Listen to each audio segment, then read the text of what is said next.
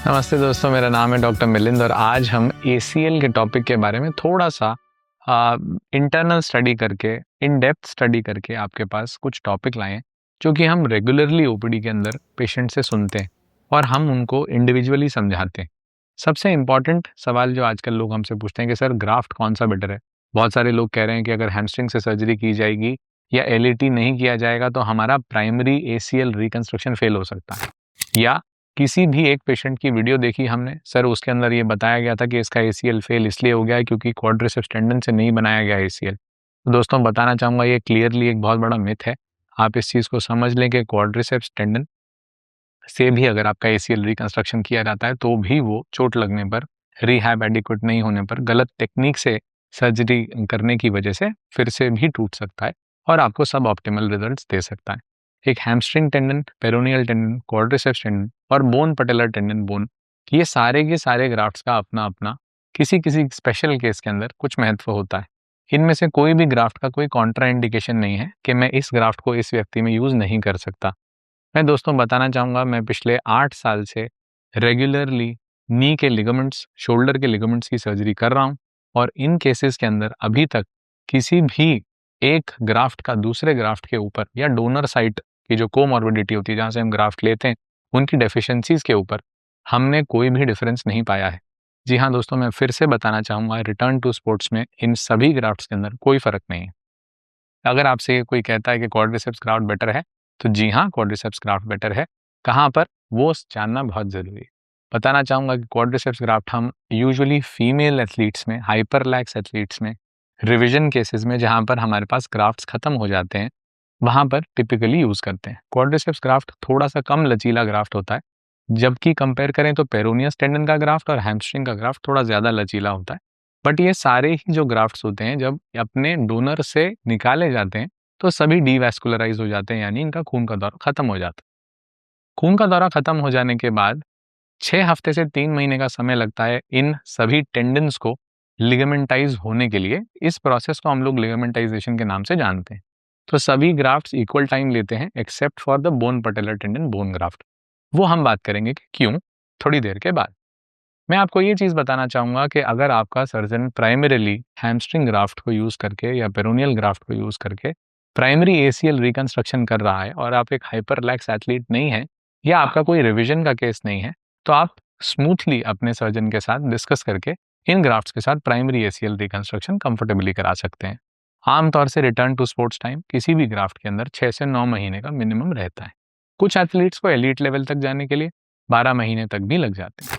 तो दोस्तों हम बोन पटेलर टेंडन बोन के बारे में बात कर रहे थे कि ये ग्राफ्ट कहाँ यूज़ किया जाता है और किन स्पेशल सर्कमस्टांसेस में हम यूज़ कर सकते हैं। मैं फिर से दोहराना चाहूँगा, किसी भी ग्राफ्ट का कोई कॉन्ट्रा इंडिकेशन नहीं है, यानी कि ऐसा नहीं है कि मैं प्राइमरी केसेस के अंदर bone patellar tendon bone graft नहीं लगा सकता। मैं बिल्कुल यूज़ कर सकता हूँ उस ग्राफ्ट को। हमने बहुत सारे केसेस में initially bone patellar tendon bone graft use किया क्योंकि इसमें एक बहुत सिग्निफिकेंट एडवांटेज है जो कोई भी और ग्राफ्ट आपको नहीं देता। इसमें दोनों एंड्स पर ग्राफ्ट बीच में होता है, तो दोनों एंड्स पर आपको बोन के प्लग्स मिलते हैं जो कि टिबिया की टनल में और फीमर के सॉकेट के अंदर जाकर के बोन के साथ बोन इंटीग्रेट हो जाती है और इस इंटीग्रेशन को करीब करीब 3 महीने पूरे लगते हैं दोस्तों। बताना चाहूँगा, जब ये 3 महीने में ग्राफ्ट रॉक सॉलिड हो जाता है तो इसके बाद हम early return to sports expect करते हैं। टिपिकली फीमेल एथलीट्स और हाइपरलैक्स एथलीट्स में क्वाड टेंडन ग्राफ्ट और पटेलर टेंडन ग्राफ्ट दोनों चीज यूज की जाती हैं। मोर सो वाई, बिकॉज इनका लचीलापन थोड़ा सा कम होता है, तो ये फिक्स हो जाने के बाद स्ट्रेच आउट नहीं होते।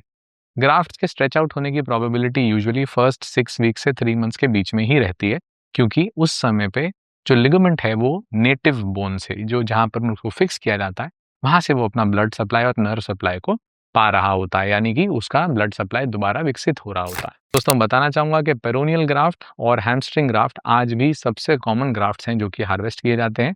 किसी भी नए चीज को सुन करके आप ऐसा ना सोचें कि ये व्यक्ति या ये डॉक्टर कोई नया ग्राफ्ट यूज कर रहा है। Quadriceps graft, bone patellar tendon bone graft, hamstring graft, peroneal graft, ये सभी हम अपनी पढ़ाई के अंदर इक्वल तरीके से देखते, पढ़ते और इनको हार्वेस्ट करने की टेक्निक्स जानते हैं। ये आज के लिए कोई नई जानकारी नहीं है। जैसा कि बताया जाता है कि अब क्वाड्रिसेप्स ग्राफ्ट यूज़ किया जा रहा है तो ये बहुत बेटर है, ये दूसरे वाला ग्राफ्ट बेटर नहीं है। मैं आपको बताना चाहूँगा, जो एक सिंपल हैमस्ट्रिंग ग्राफ्ट होता है, उसकी जो न्यूटन पर मीटर स्क्वायर की जो लचीलापन है, that very closely resembles the ACL, but it is almost 4 times as strong as your native ACL।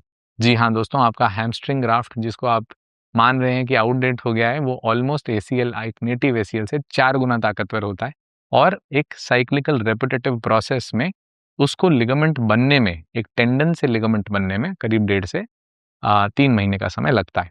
ये जो 1.5 से 3 महीने का समय है, ये हम प्रोटेक्ट करके चलते हैं पेशेंट को। हम बताते हैं कि खेलना नहीं है, even if you feel good.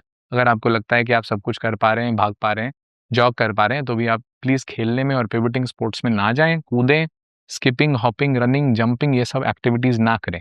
क्योंकि हम बहुत कॉमनली फेलियर्स भी देखते हैं, जहाँ पर एक पेशेंट कहीं और सर्जरी करवाने के बाद हमारे पास आता है और हमें बताता है, सर 4था महीना हुआ है और मेरा ACL फेल हो गया। चौथे महीने में ACL फेल हो जाना, पहले 3 महीने में कोई सिम्पटम्स नहीं होना और सर्जरी के बाद बहुत अच्छा महसूस करना, ये जो कॉमन सिनेरियो है, ये कई बार हमें देखने को मिलता है, जहाँ पर पेशेंट अर्ली रिहैब को स्टॉप करके अपने स्पोर्ट्स को रीजॉइन करने की जल्दी के अंदर फिर से इंजरी करा करके फास्ट रिहैब की बजाय एक और स्लोअर डाउन रिहैब की तरफ चला जाता है। So too fast sometimes becomes too slow. दोस्तों, इसके अलावा ये बताना चाहूँगा कि जो आपके ग्राफ्ट्स हैं, इनका वैस्कुलैरिटी और न्यूरल स्ट्रक्चर बनने में डिफरेंट समय लगते हैं। तो करीब-करीब 3 महीने तक आपका ग्राफ्ट वैस्कुलराइज़ हो जाता है, यानी खून का दौरा ले लेता है।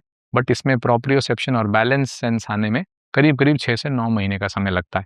तो अगर आपको कोई भी कह रहा है कि आपकी प्राइमरी सर्जरी इसलिए फेल हुई क्योंकि हैमस्ट्रिंग से की गई थी, पेरोनियस से की गई थी, तो वो सही नहीं है।